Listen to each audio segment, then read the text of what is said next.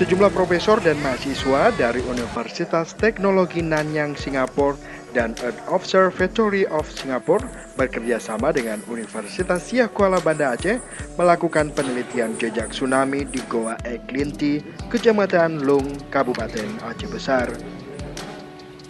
Peneliti menggali tanah di dalam goa untuk melihat lapisan sedimen jejak peninggalan tsunami yang terjadi jauh sebelum tahun 2004.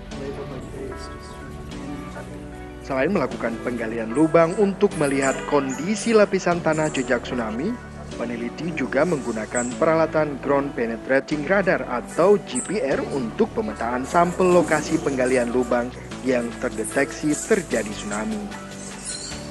Asisten peneliti dari Universitas Siak Kuala, Tommy Afriza, mengatakan, hasil penelitian yang berlangsung selama 1 minggu lebih, para peneliti asal Singapura telah menemukan sejumlah kerang dan gigi manusia di dalam lapisan tanah di kedalaman 2 meter. Kita kebetulan ini penelitiannya tentang tsunami, paleo tsunami, kita sebutnya paleo tsunami.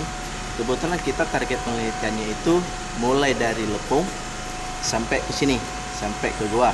Nah, kita coba lihat kesinambungan antara di Goa dan di Lepung. Nah, kalau di Goa ini kan kita tidak hanya menemukan sedimen tsunami yang 2004, tapi kita menemukan sedimen tsunami sebelum dari 2004.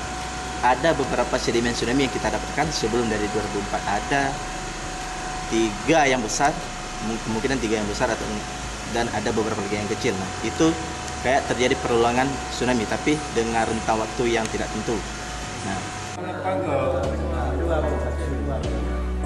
dari temuan tersebut selanjutnya dapat diketahui umur lapisan sedimen tersebut. Sebelumnya di Goa Eklinti, peneliti dari Unsia telah menemukan 3 sedimen besar jejak tsunami yang pernah terjadi sebelum tahun 2004 dan tsunami yang terjadi sekitar 7.500 tahun silam.